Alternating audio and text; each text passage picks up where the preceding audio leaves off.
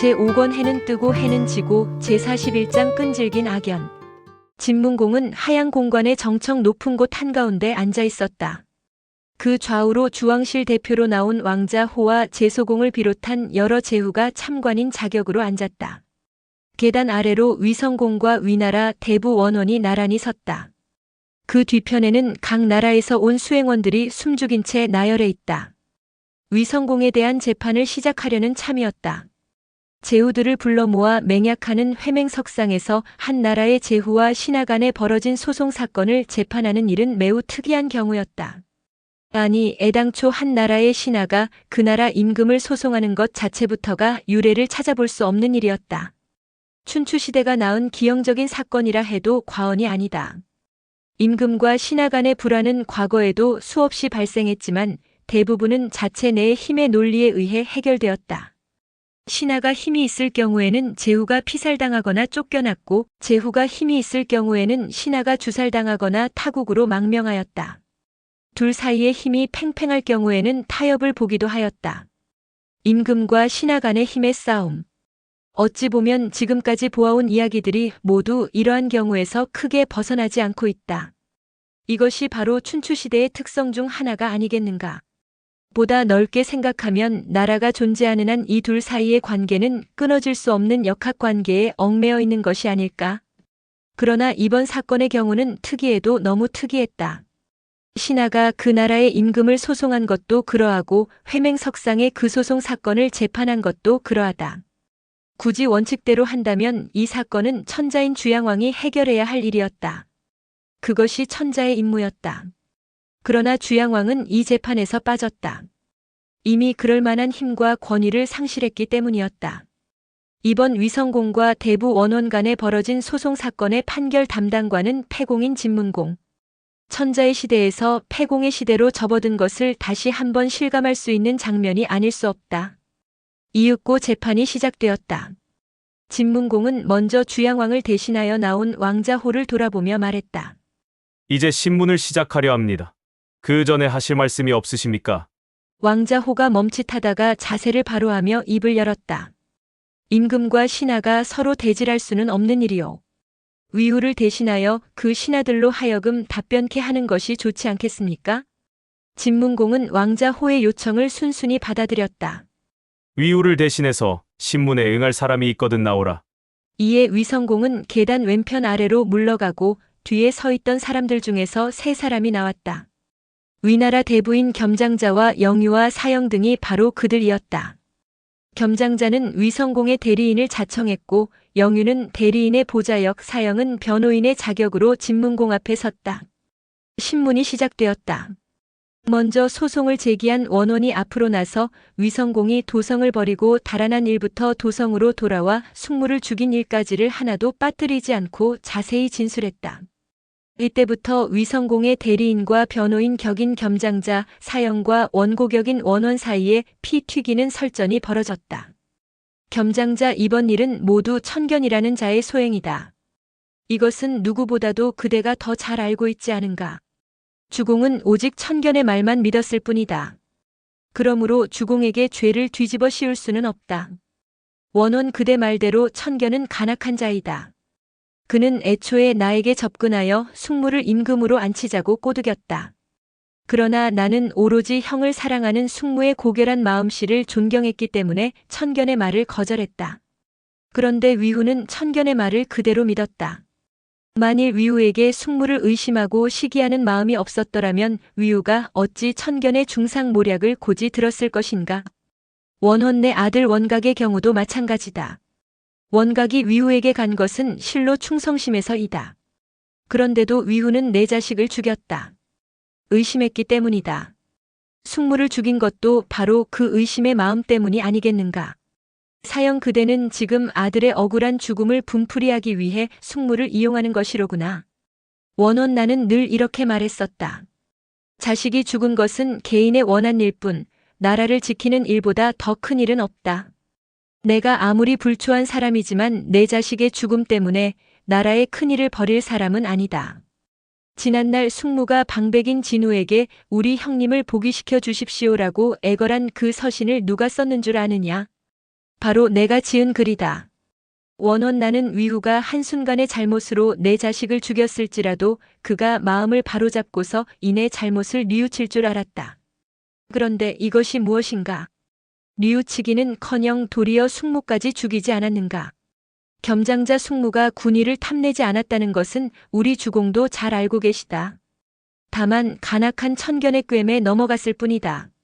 숙무의 죽음은 결코 주공의 본의가 아니다. 원원 숙무가 군의를 탐내지 않았다는 것을 알았다면 위후는 천견의 말도 거짓이라는 것을 다 알았을 것 아닌가? 그렇다면 귀국하기 전에 천견부터 처벌했어야 옳았다. 그런데 위후는 어찌했는가? 또 천견을 선봉대로 삼아 성안으로 들여보내지 않았는가? 이것이 바로 천견의 손을 빌려 숙무를 없애버리려 한 계획적인 수단이 아니고 무엇인가? 사형 숙무가 억울하게 죽었다고 치자. 그러나 숙무는 일개 신하요, 위후는 임금이다. 예로부터 임금에게 억울한 죽음을 당한 신하는 수를 헤아릴 수 없을 정도로 많다. 그러하건만 우리 주공은 즉시 천견을 잡아 죽였고 숙무를 군우의 예로서 장사 지냈다. 이렇듯 상과 벌을 분명히 했으면 됐지. 또 무엇을 더 따진단 말인가? 원원 옛날에 하나라 거랑은 충신 관용봉을 무고히 죽였다. 그래서 탕왕은 궐기하여 폭군거를 추방했다. 또 은나라 주왕은 충신 비간을 무고히 죽였다. 그래서 주무왕이 폭군주를 물리쳤다. 탕왕과 주무왕은 모두 거왕과 주왕의 신하였다. 이것이 무엇을 말하는 줄 아는가? 그들은 신하였건만 충신이 왕에게 억울하게 죽은 것을 보고 마침내 정의의 군사를 일으켜 백성들을 위로했던 것이다. 사형 그대는 무슨 말을 하려는 것인가? 원원 내 말을 더 들어보아라. 숙무와 위후는 남도 아니요 바로 형제간이다. 또한 숙무는 위후가 목숨을 구해 달아났음에도 나라를 지키기 위해 온갖 고생을 다했다.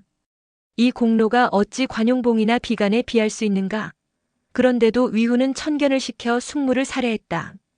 이런데도 위후에게 죄가 없다고 강변할 셈인가? 사형 주공이 설사 그렇다 할지라도 그대는 주공의 신하가 아닌가? 그대 말처럼 임금을 위해 충성을 다했다면 그대는 어찌하여 주공이 귀국했을 때 할애하지 않고 오히려 타국으로 도망쳤는가? 그것이 충신의 도리인가? 원원 그대는 또 억지를 부리는구나. 원래 내가 숙무를 모시고 나라를 지킨 것은 모두 위후의 뜻에 따른 것이다.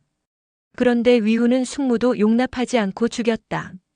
그런 위후가 나를 그냥 놔둘 리 있겠는가? 내가 도망간 것은 죽음이 두려워서가 아니다. 진실로 원통하게 죽은 숙무의 원수를 갚기 위해서였다. 설전이 끝났다. 진문공은 그들을 내보낸 후 왕자호를 비롯한 여러 제후들에게 자신의 생각을 밝혔다.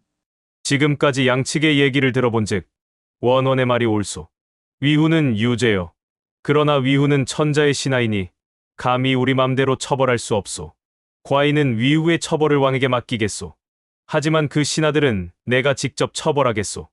왕자호가 조심스럽게 물었다. 신하들에 대해서는 어떤 처벌을 내릴 작정이시오? 사형은 대사의 임무를 제대로 수행하지 못했으므로 교수형에 처하고 겸장자와 영유는 위후의 대리인과 보좌관임으로 월형에 처하겠소. 진문공의 대답에 왕자호는 다시 입을 열었다. 듣자 하니 영유는 위나라의 어진 대부라 합니다. 그는 위후와 숙무 사이를 조정하려고 무척 애를 썼다고 들었습니다.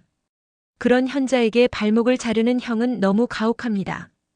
선처해 주시기 바랍니다. 진문공은 왕자호의 청을 수락했다. 그리하여 사형은 교수형에 처해지고 겸장자는 두 발목이 끊어졌다. 영유만이 아무런 벌을 받지 않고 위성공 옆에 머물렀다. 다음 날 진문공은 위성공을 함거에 싣고 하양별궁에 머물러 있는 주양왕에게로 갔다. 그는 전날 열렸던 재판 결과를 보고한 후 말했다. 위후는 참으로 암군입니다. 만일 위후를 죽이지 않으면 하늘이 용납치 않을 것이요. 인심이 복종하지 않을 것입니다. 바라건대 왕께서는 위후에게 형벌을 내리시고 하늘의 뜻을 밝혀 주십시오. 원래 위성공은 원원이 진문공에게 소송을 내었다는 것을 알고 하양으로 오기 전에 주양왕에게 뇌물을 잔뜩 바쳤었다. 주양왕은 난처한 기색을 보이며 입을 열었다. 숙부의 판결은 명확하오. 하지만 본래 임금과 신하 간의 송사는 있을 수 없는 일이오. 굳이 죽일 필요까지는 없질 않겠소. 진문공은 대번에 위성공이 주양왕에게 뇌물을 썼음을 알았다. 더 이상 얘기해봐야 모양새만 이상해질 것이다. 신이 미처 거기까지는 깨닫지 못했습니다. 왕께서 위후를 죽이지 않으시겠다니 그를 함거에 실어 왕성으로 보내겠습니다.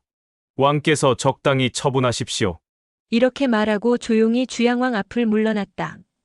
그러나 진문공은 위성공이 괘씸해서 견딜 수가 없었다.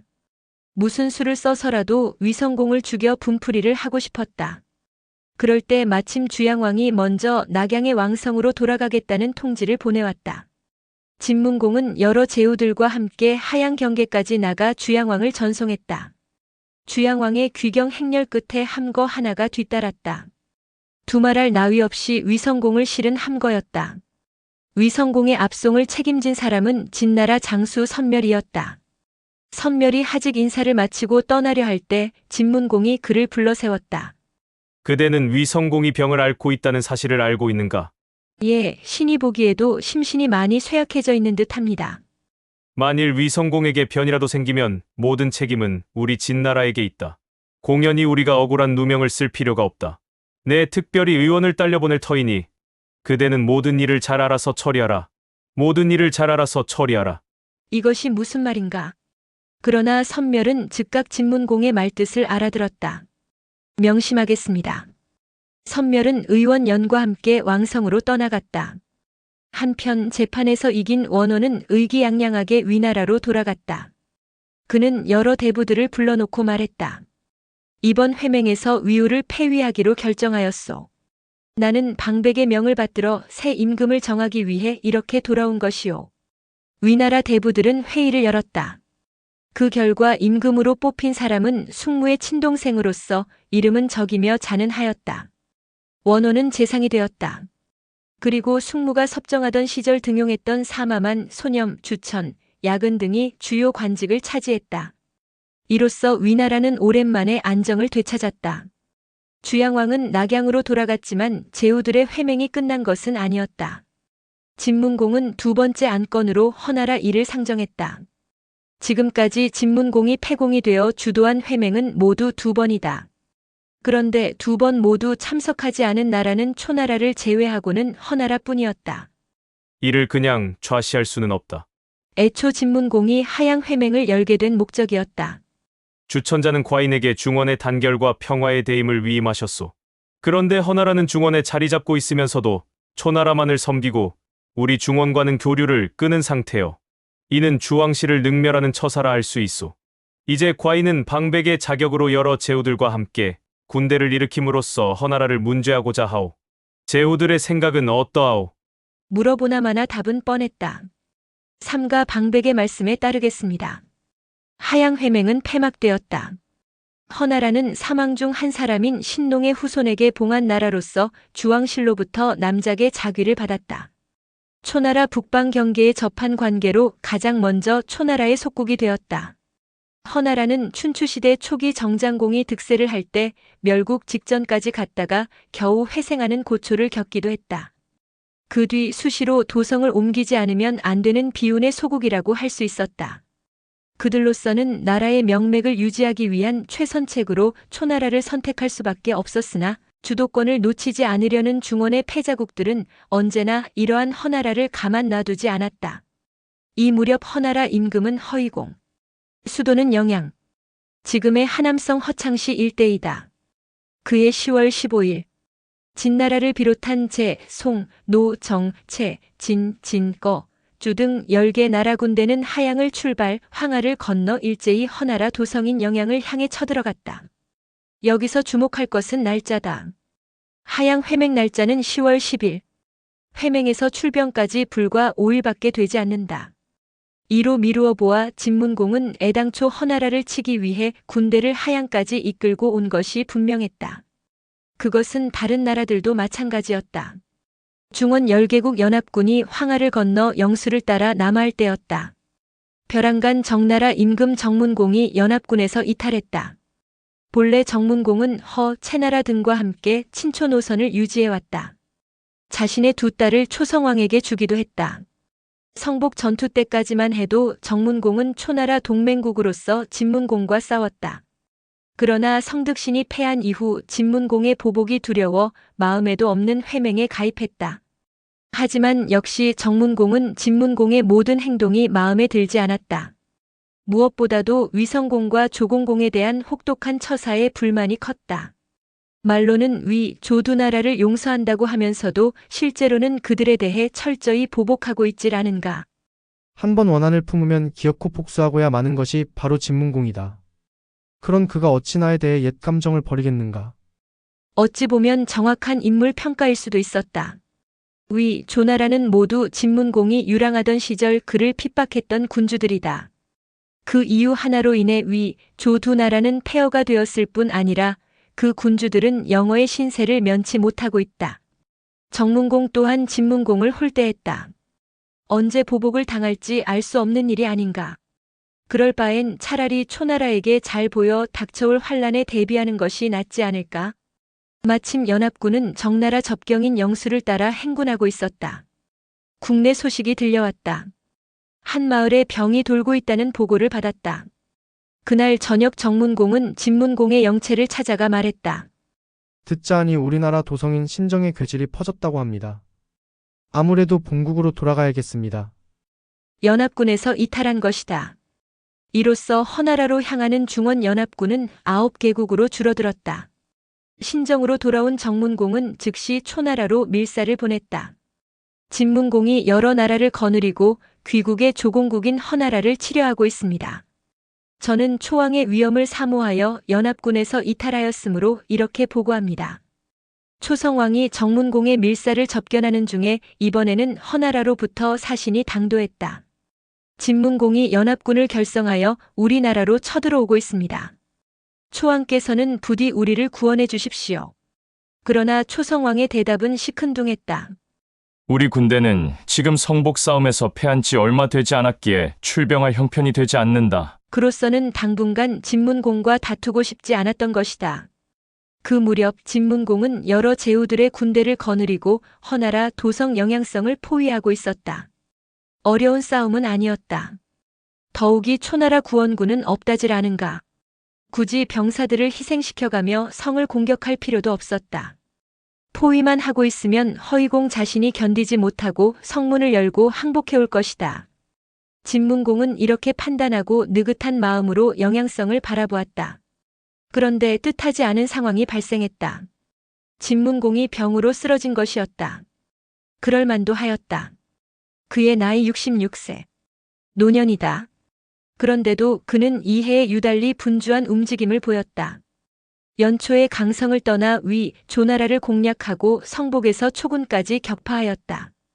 돌아오는 길에는 천토 회맹을 열었고 귀국하여 석 달이 안 돼 다시 하양 회맹을 개최하였다. 그리고 그 길로 허나라 정벌.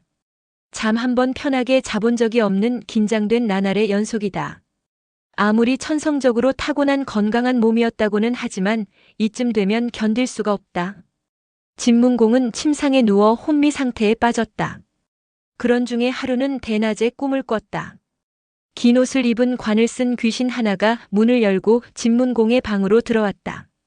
배가 몹시 고프니 먹을 것 좀 주시오. 귀신은 이렇게 애걸했다. 진문공이 눈을 부릅뜨고 꾸짖는 중에 깨어보니 꿈이었다. 그 후 진문공의 병세는 계속 악화되었다. 신하들 사이에 비상이 걸렸다. 백방으로 약을 썼으나 아무 소용이 없었다.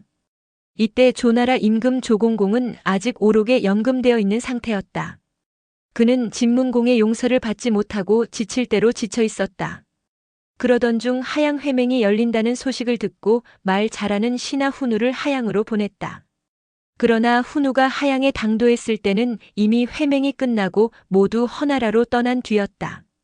이에 훈우는 다시 그 뒤를 따라 허나라 도성을 포위하고 있는 진군 영체에까지 이르렀다.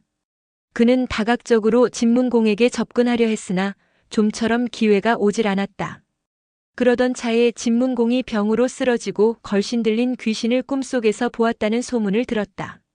그는 재빨리 진중에 종군하고 있는 태복과건을 찾아가 뇌물을 잔뜩 안겨주고 눈물을 뿌리며 부탁했다. 부디 우리 주공을 석방해 주십시오.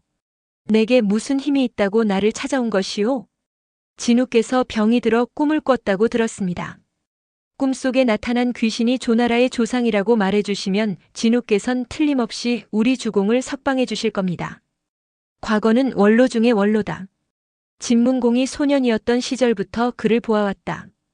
그런 만큼 그를 아끼고 사랑하는 마음이 컸다. 그런데 과거로서는 진문공에 대해 한 가지 아쉬운 점이 있었다. 바로 지나치다 싶을 정도로 강한 보복 심리였다. 덕이 손상되기 쉽다. 이런 생각을 하고 있는 중에 훈우가 찾아와 조공공의 석방을 탄원하고 있는 것이었다. 백발의 과거는 말없이 훈우를 바라보다가 조용히 입을 열었다. 그대는 나에게 좋은 것을 가르쳐 주었소. 내 그대가 알려준 대로 우리 주공께 말씀드리겠소. 그러나 이 뇌물은 필요 없소. 도로 가져가시오. 다음 날 과연 과거는 진문공의 부름을 받았다. 며칠 전 이상한 꿈을 꾸었소. 점을 쳐서 이 꿈을 풀이해 보시오. 과거는 점을 쳤다. 점괘가 나왔다. 천택지상이었다. 음이 양으로 변하니 동면하던 벌레들이 꿈틀거리는도다. 크게 죄지은 자를 풀어주면 즐거운 풍악이 집안에 가득하리라. 진문공이 물었다. 그것이 무슨 뜻이오? 꿈과 점괘가 들어맞았습니다. 이는 제사를 받지 못한 귀신이 주공께 용서를 비는 것입니다. 과인은 제사를 금한 적이 없소. 대체 그 귀신은 누구이오? 신의 생각으로는 조나라가 아닌가 싶습니다. 조나라. 조나라 시조 숙진탁은 주문왕의 아드님이시고 우리 진나라 시조 당수국께서는 주무왕의 아드님이십니다. 두 분은 같은 핏줄이지요. 지난날 제환공은 이성으로서 패공이 되었지만 모든 제후를 하나로 규합했습니다. 그런데 주공께서는 희성으로 패공이 되었음에도 불구하고 동성인 위 조두나라를 쳐서 무찔렀습니다. 이것은 예가 아니다. 또한 천토회맹 때 진문공은 위성공을 용서해 주었다. 그러나 같은 죄를 진 조공공에 대해서는 아무런 조치도 취하지 않았다. 이는 형평성을 잃은 처사다. 과거는 여느 때와 달리 뜨거운 웅변을 토하고 있었다. 죄가 같은데 형벌을 달리하는 것은 바른 형벌이 아닙니다. 예란 곧 의를 행하는 것이고 신은 곧 예를 지키는 것이며 형벌은 곧 사특한 것을 바로잡으려는 것입니다. 주공께서는 이 세 가지를 버리고서 어찌 장차 묻제후를 다스리려 하십니까? 지금 조공공은 연금 상태에 있어 조나라 시조에게 제사도 드리지 못하고 있는 형편입니다. 이것이 제사를 금한 것이 아니고 무엇입니까? 만일 주공께서 조공공을 석방하고 조나라 시조에게 제사를 올리라 명하신다면 주공의 병화는 일시에 사라질 것입니다. 과거의 웅변이 끝나자 진문공은 몸과 마음이 금세 거뜬해지는 느낌을 받았다. 알겠소. 내 태복의 말씀에 따르리다. 진문공은 그날로 사람을 오록 땅으로 보내어 조공공을 석방하라는 명을 내리는 한편 빼앗았던 모든 땅을 도로 돌려주었다. 마침내 조공공은 풀려났다. 그는 곧장 본국으로 귀국하여 시조 숙진탁에게 제사를 올린 후 군대를 모아 허나라로 달려왔다. 방백의 은혜에 보답하고자 연합군에 가담합니다. 그때는 이미 진문공은 완쾌된 뒤였다. 그는 조공공을 크게 환영하고 곧 허나라에 대한 공격을 재개하였다. 허이공은 초나라로부터 원군이 오지 않는다는 것을 알고 절망했다. 더욱이 조나라까지 연합군에 가담했다는 소식을 듣고는 더 이상 항전할 의욕을 잃었다. 허이공은 스스로 자기 몸을 결박짓고 성 밖으로 나가 진문공 앞에 무릎을 꿇었다. BC 632년 진문공 4년 겨울의 일이었다. 그 이듬해 봄 진문공은 허나라 정벌을 마치고 강성으로 개선했다. 이로써 진정한 중원의 패자가 되었다. 진문공 자신도 그 신하들도 모두 이러한 마음이었다. 그러자 긴장이 풀어졌다. 진문공은 이제 쉬고 싶은 마음이었다. 더욱이 호된 병치레를 겪지 않았던가. 군사들도 피로해 있습니다. 당분간 휴식을 취하며 군비를 정비할 필요가 있습니다. 호원의 간언에 진문공은 고개를 끄덕였다. 나도 그럴 작정이었소. 중원도 이제 어느 정도 안정을 찾았으니 모든 신료들은 내정에 힘을 기울여 주시오. 이때 조세가 새로운 제안을 하였다. 비록 중원이 안정되었다고는 하지만 우리 진나라는 적 융족들로 둘러싸여 있습니다. 이들에 대한 방비를 소홀히 해서는 안 된다고 생각합니다. 오랑캐를 토벌하자는 말이오. 아닙니다. 언제 침공할지 모르는 오랑캐에 대비하여 병력을 더 증강할 필요가 있습니다.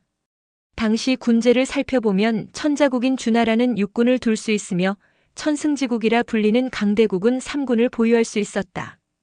그 밖의 중소국들은 2군이나 1군만을 보유할 뿐이었다. 이 무렵 3군을 보유하고 있는 나라는 패자국인 진나라를 비롯해 제, 노, 진, 초나라 정도뿐이었다.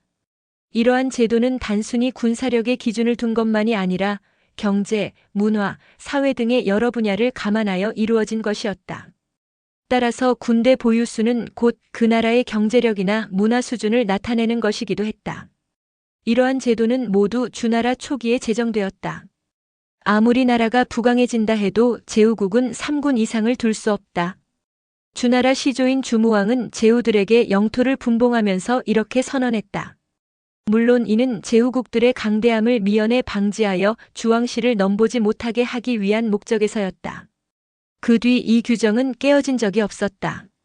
그런데 지금 조세가 군제 확장을 거론하고 나선 것이었다. 군대를 더 증설하자는 말이오. 그렇습니다. 우리 진나라를 천하강국으로 만들기 위해서는 더 많은 병력을 보유하지 않으면 안 됩니다. 주왕실의 법에 제후국은 3군 이상을 둘 수가 없질 않소. 그렇긴 합니다만 군대 명칭을 군으로 하지 않으면 얼마든지 가능하다고 봅니다. 군대 명칭을 군으로 하지 않는다는 말이 무슨 뜻이오?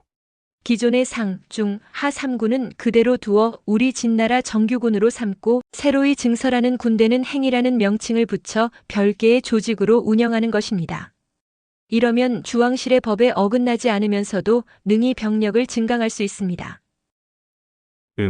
좋은 생각이오만 우리의 재정 능력으로 그에 해당하는 병차를 제작할 수 있을까? 새 군대인 행은 병차를 타지 않습니다. 그건 또 무슨 말이오? 병차를 타지 않고 어찌 전쟁을 할 수 있소?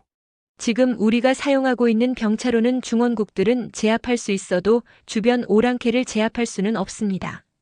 조세의 지적대로 현재 진나라가 보유하고 있는 3군은 병차 중심의 군대였다.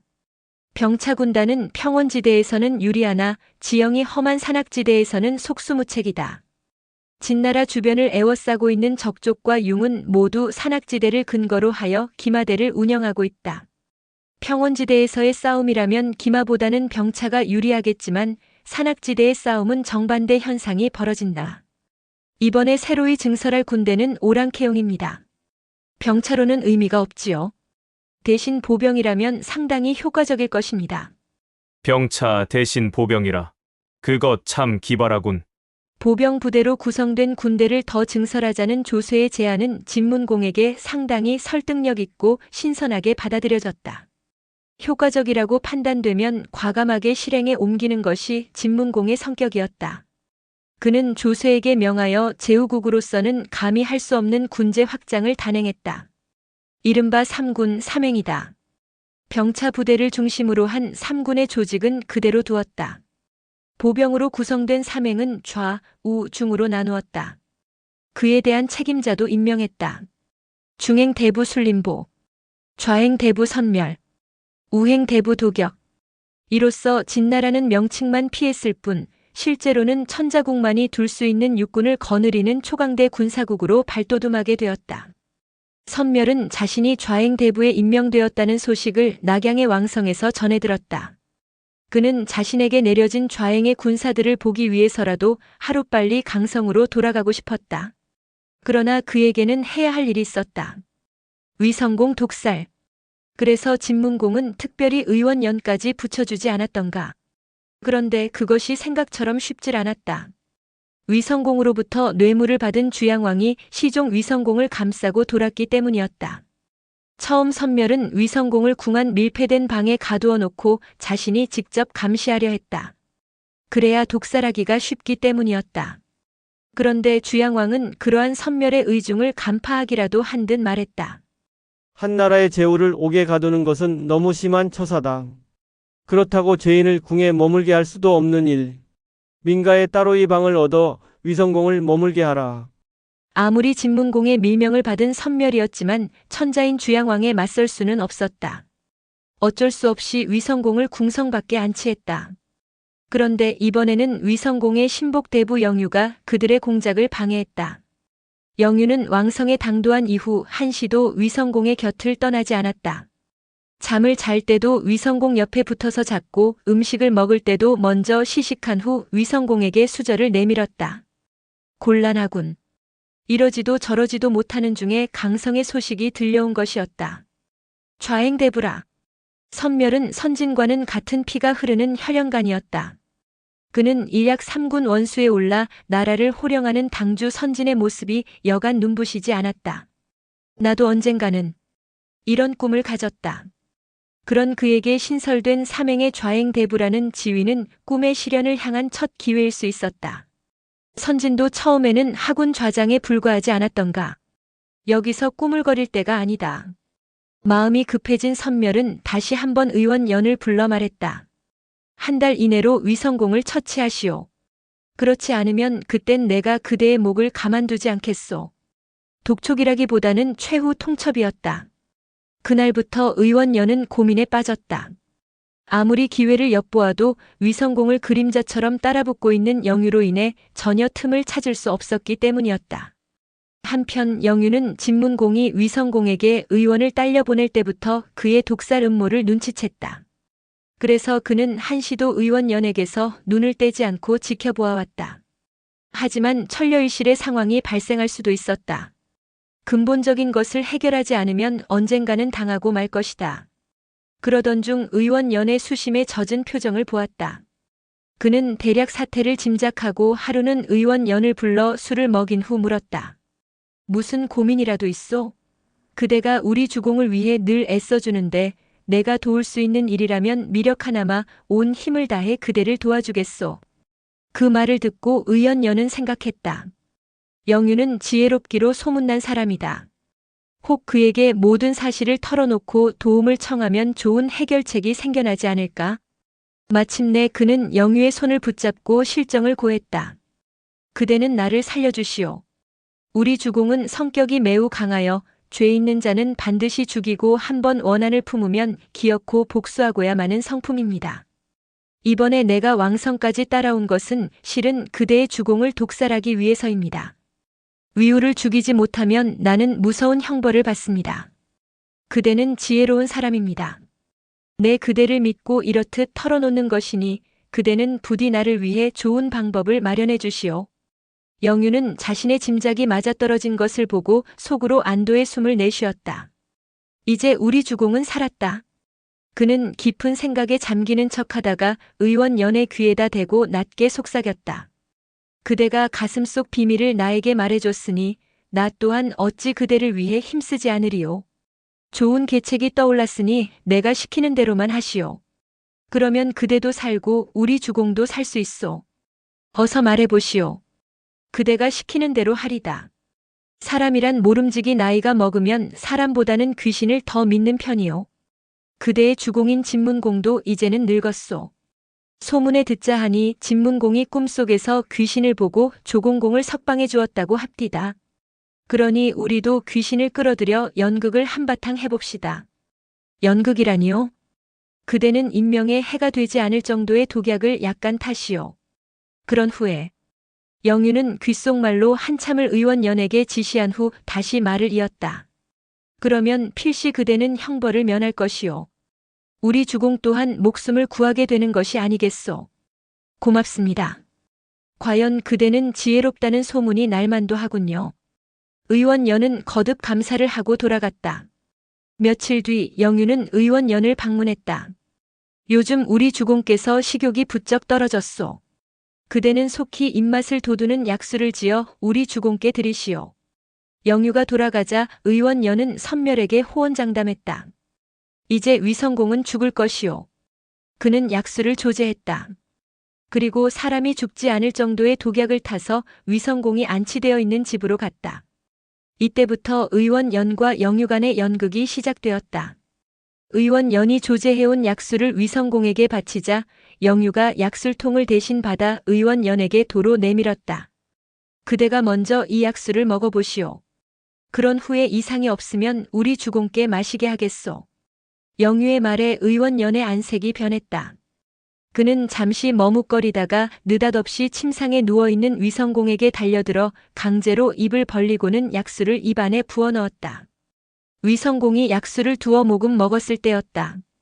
의원 연이 벼랑간 눈을 부릅뜨고 뜰 한가운데를 바라보더니 외마디 소리를 지르며 그 자리에 쓰러졌다. 그 바람에 약술통은 굴러서 방바닥에 쏟아지고 넘어진 의원 연의 입에서는 피가 흘러나왔다. 영유는 크게 놀란 표정을 지으며 좌우 사람들을 불러 모았다. 한바탕 소란이 일었다. 반나절 후에야 의원 연은 깨어났다. 영유가 의원 연을 향해 물었다. 그대는 어찌하여 외마디 소리를 지르며 쓰러졌는가? 의원 연이 아직도 못 믿겠다는 듯 더듬거리며 대답했다. 위후에게 억지로 약수를 먹이려 할 때였소. 벼랑간 한 귀신이 나타났습니다. 키는 한 길이 넘고 머리는 큰 되만하고 휘황찬란한 옷을 입은 귀신이었소. 그 귀신이 뜰에서 방 안으로 들어오더니 나에게 말하였소. 나는 진나라 시조 당수구의 명을 받아 위성공을 구원하러 왔노라. 그러고는 말을 마치자마자 쇠방망이로 내 뒤통수를 한 대 후려 갈기는 것이었소. 그 뒤는 잘 생각이 나질 않소. 그러자 위성공이 말했다. 이상하구나. 나도 아까 귀신을 보았는데 의원 연이 본 것과 똑같았다. 영유가 벼랑간 의원 연을 향해 덤벼들었다. 바른 대로 말하여라. 너는 독주로 우리 주공을 살해하려 한 것이 아니냐? 내 너를 용서할 수 없다. 영유가 의원 연을 죽이려는 통에 그 집에서는 다시 한번 큰 소란이 일었다. 좌우 사람들이 말리느라 진땀을 빼었다. 이 소식은 즉각 선멸의 귀에 전해졌다. 선멸은 급히 수레를 타고 위성공이 갇혀있는 집으로 달려갔다. 자초지종을 들은 선멸은 고개를 갸웃 흔들지 않을 수 없었다. 이상한 일이로군. 위성공이 독주를 마신 것은 분명했다. 그런데 그는 조금도 상하지 않았다. 오히려 독주를 먹인 의원 연이 쓰러졌다. 이는 위성공을 죽이지 말라는 하늘의 뜻이다. 선멸은 이렇게 단정했다. 영유를 불러 말했다.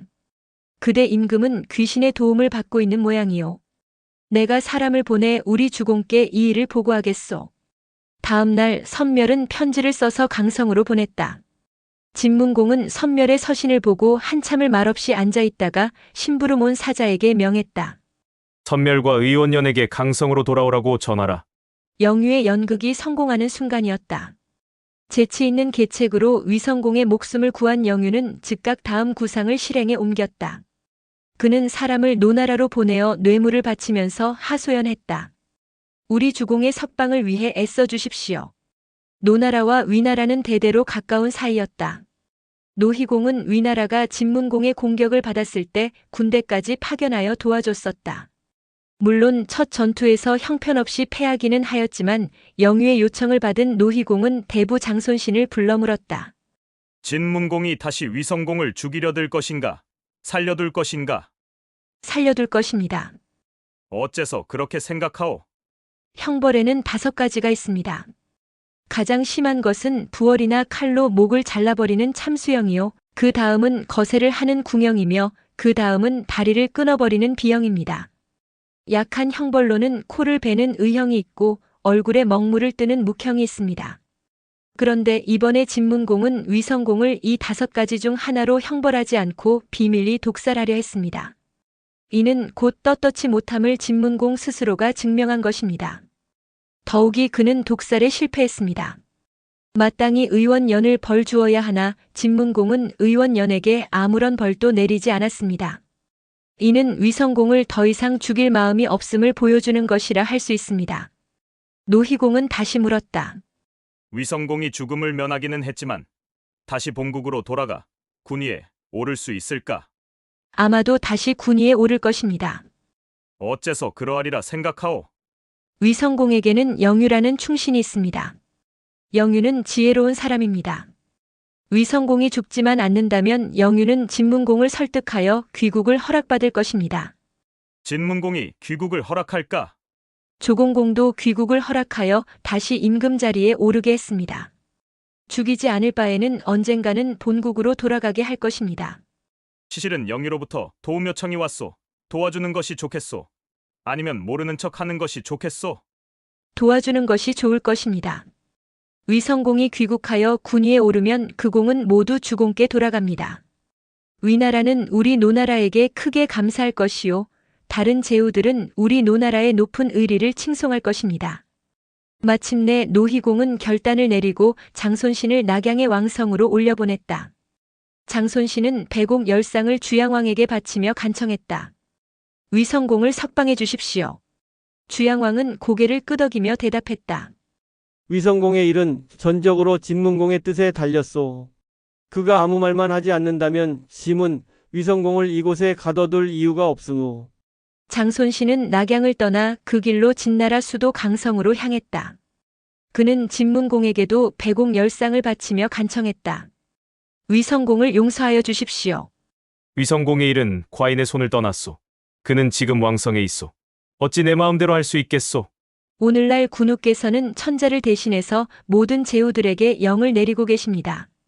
군우의 뜻은 곧 천자의 뜻. 어찌 군우의 손을 떠났다고 말씀하십니까? 진문공은 자신의 뜻이 곧 천자의 뜻이라는 말에 한껏 기분이 좋았다. 거기에 선멸까지 가세하여 한마디 했다. 주공께서 노희공의 청을 받아들여 위성공을 용서하신다면 앞으로 노, 위 두 나라는 더욱 주공께 충성할 것입니다. 이익은 있을지언정 손해는 없습니다. 이에 진문공은 고개를 끄덕이며 장손신의 청원을 받아들였다. 위성공의 귀국을 허락하오. 위성공의 귀국을 허락한다는 진문공의 말에 위성공과 영유는 기쁜 마음을 금할 수 없었다. 그들은 자신들의 석방을 위해 애써준 노희공에게 사람을 보내 크게 감사하는 한편 본국으로 돌아갈 일을 상의했다. 이때 위나라 초구성에서는 이미 숙무의 동복 동생인 공자적이 임금이 되어 나라를 다스리고 있었고 대부 원원은 재상직에 올라 모든 권력을 장악하고 있었다. 원원은 위성공이 아직 죽지 않은 것이 몹시 불안했다. 비록 안치되어 있다고는 하지만 언제 풀려나 귀국을 시도할지 알 수 없었기 때문이었다. 원원은 성벽을 새로 고치고 성문을 드나드는 사람들을 엄중히 검문했다. 군대도 훈련시켜 언제든지 싸울 태세를 갖춰놓았다. 원원을 도와 공자적을 군위에 올리는데 공을 세운 사람들 중에 주천과 야근이라는 사람이 있었다. 그들은 그 대가로 재상 원원에게 경의 지위를 요구했다. 그러나 원원은 그대들의 공은 경에 오를 만큼 크지 않다 하고 그들의 요구를 거절했다. 이때부터 주천과 야근은 마음속으로 원원에게 앙심을 품었다. 영유는 낙양에 머물고 있었지만 진작부터 신복 부하를 초구에 들여보내 국내 사정을 세세히 염탐하고 있었다. 주천과 야근의 동태도 모두 영유에게 보고되었다. 영유의 머릿속에 하나의 계책이 스쳐갔다. 그는 위성공에게 자신의 계획을 밝혔다. 지금 주천과 야근은 원원을 원망하고 있습니다. 그들과 손을 잡으면 별 어려움 없이 나라를 되찾을 수 있을 것입니다. 주천과 야근을 우리 편으로 끌어들이는 것이 쉬운 일은 아니질 않소. 그 점은 염려하지 마십시오. 신과 친한 벗 중에 공달이라는 사람이 있습니다. 송나라 충신 공보가의 후손이지요. 공달은 도량이 넓고 경륜이 대단한 사람입니다. 주천과 야근과도 잘 아는 사이지요. 따라서 그 공달에게 비밀리 사람을 보내어 주천과 야근에게 경의 직위를 내리겠다고 약속하고 원원을 죽이게 하면 그 다음 일은 어려울 것이 없습니다. 그렇게만 되면 내 어찌 그들에게 벼슬 내리는 일을 아까워하리오. 계획이 서자 영유는 신복 부하 한 사람을 초구성으로 보냈다. 영유의 신복은 초구성 근처에 이르러 헛소문을 퍼뜨렸다. 위성공은 석방되긴 하였으나 고국에 돌아올 면목이 없어서 초나라로 망명했다. 헛소문을 퍼뜨린 데 이어 도성 안으로 잠입하여 공달을 만나 영유의 계획을 소상히 전했다. 공달은 기꺼이 협조할 것을 맹세하고 그 즉시로 주천과 야근에게 접근하였다. 어떻소? 옛 주공께서 그대들에게 경의 지위를 약속했소. 경사에 오르는 것이 소원인 두 사람은 그 자리에서 승낙했다. 그날부터 그들은 원원과 임금적을 처치할 방도를 강구하기 시작했다. 원원은 위성공의 귀국에 대비하여 밤마다 친히 성을 한 바퀴 순시했다. 그때를 이용하기로 했다. 원원만 처치하면 공자적을 해치우는 일은 문제가 아니지요. 며칠 후 밤이었다. 주천과 야근은 자신들의 가병을 동문 근처에다 매복하고 원원이 나타나기를 기다렸다. 과연 원호는 성을 순시하면서 동문 앞에까지 이르렀다. 주천과 야근이 앞으로 나가 원혼을 맞이했다. 원혼이 놀라서 물었다. 두 분께서 여기에 웬일이시오? 주천이 대답했다. 들리는 소문에 의하면 전 임금이 이미 우리나라 영토 안으로 들어섰다고 합니다. 조만간에 당도할 것이라고 하던데 재상께서는 그런 소문을 듣지 못하셨습니까? 원호는 크게 놀랐다. 그런 말을 어디서 들었소? 이미 소문이 파다하게 퍼졌던데요. 만일 그 소문이 사실이라면 재상께서는 이 일을 어찌 처리할 작정이시오? 그건 유언비어요. 옛 임금은 귀국할 면목이 없어서 초나라로 갔소. 그대들은 헛소문을 믿지 마시오. 주천이 한 걸음 앞으로 나서며 다시 입을 열었다. 그대는 상경 벼슬에 있는 사람이요. 마땅히 만리 바깥의 일도 꿰뚫어 보아야 하거늘. 눈앞의 일도 아직 모르고 있으니 그래 가지고서야 어디 국정을 제대로 다스릴 수 있겠소. 말을 마침과 동시에 주천은 원원의 두 손을 움켜잡았다. 심상치 않은 기색을 눈치챈 원원이 잡힌 손을 뿌리쳤다. 그러나 때는 이미 늦었다. 옆에 서 있던 야근이 칼을 뽑아 원원의 목덜미를 향해 내리쳤다. 헉! 원원은 낮은 비명을 지르며 비틀거렸다. 다시 칼날이 허공을 갈랐다. 이번에는 가슴을 베었다. 쩍 소리가 나는 듯 하더니 갈비뼈가 두 조각이 났다. 원호는 두 눈을 부릅뜬 채 주천과 야근을 노려보다가 땅바닥에 쓰러졌다. 주위에 매복해 있던 병사들이 일시에 뛰어나와 원혼을 따라왔던 좌우 시종들을 덮쳤다. 원혼을 처치하는 데 성공한 주천과 야근은 가병들을 이끌고 큰 길로 나서며 외쳤다. 옛 주공께서 군대를 거느리고 지금 성문 밖에 당도하셨다. 백성들은 소란을 일으키지 말고 집 안에 가만히 머물러 있어라. 이 소리에 백성들은 큰 난리가 벌어지는 줄 알고 집집마다 대문을 걸고 빗장을 굳게 질렀다. 주천과 야근은 군사를 거느리고 궁중을 향해 쳐들어갔다. 이때 임금인 공자적은 동생 의와 함께 술을 마시고 있었다. 그들은 들려오는 함성에 군란이 일어났음을 직감했다. 공자의가 재빨리 칼을 뽑아들고 바깥으로 달려나갔다. 공궁 문 앞에서 쳐들어오는 주천과 마주쳤다. 이놈 무엄하구나. 주천은 말없이 칼을 휘둘러 공자의를 베어 죽였다. 야근은 임금이 머물고 있는 방의 문을 부쉈다. 방구석에서 바들바들 떨고 있는 공자적의 모습이 눈에 들어왔다. 살려주시오. 은혜는 잊지 않겠소. 못난 놈. 야근은 뽑아든 칼을 위로 치며 올렸다가 내리쳤다. 피가 벽에 튀었다. 다음 날 아침 그들은 문무백관을 조당으로 소집한 후 위성공을 영접하기로 했음을 널리 선포했다. 영유의 계책 덕분에 큰 힘을 들이지 않고 귀국한 위성공은 마침내 다시 군위에 올랐다. 군위를 숙무에게 내주고 초구성을 떠난 지 2년 만의 일이었다. 그 뒷이야기 하나. 위성공은 자신의 복위를 고하기 위하여 태묘에 제사를 올렸다. 이때 주천과 야근은 미리 경의 관복을 입고 임명장이 내리기를 기다리고 있었다. 임명식은 제사가 끝난 후 태묘에서 거행하기로 했다. 주천과 야근은 들뜬 마음으로 각기 수레를 타고 태묘로 향했다. 주천이 먼저 태묘에 도착했다. 주천이 태묘의 문을 막 열려고 하는 순간이었다. 벼랑간 주천이 눈을 부릅뜨고 허공을 노려보면서 큰 소리로 부르짖었다. 이놈 주천아. 나는 상경 원원이다. 우리 부자는 나라를 위해 충성을 다했거늘 너는 경의 벼슬에 눈이 멀어 죽였구나. 내 비록 구천에 와 있지만 내 놈을 결코 경의 벼슬에 올리지 않으리라. 혼자서 이렇게 자기가 소리치다가 주천은 9구멍으로 피를 쏟으며 그 자리에 쓰러져 죽었다. 뒤늦게 당도한 야근은 주천의 처참한 시체를 보고 잔뜩 겁에 질렸다. 그는 경의 관복을 벗어던지며 말했다. 나는 경이 되는 것을 사양하겠다. 그러고는 황망히 수레를 돌려 집으로 돌아갔다. 이런 일이 있은 지 한 달도 채 못 되어 야근은 시름시름 앓다가 끝내는 세상을 떠났다. 이에 위나라 백성들은 한결같이 주천과 야근을 비웃었다. 어리석은 자들이다. 벼슬을 탐하여 옳지 못한 일에 관여했다가 공연히 천추만대의 욕만 얻어먹게 되었구나. 한편 위성공은 영유의 공로에 보답하기 위해 그를 상경으로 삼으려 했으나 영유는 사양하며 제1등의 공을 공달에게 넘기었다. 이에 공달이 상경이 되고 영유는 야경이 되었다.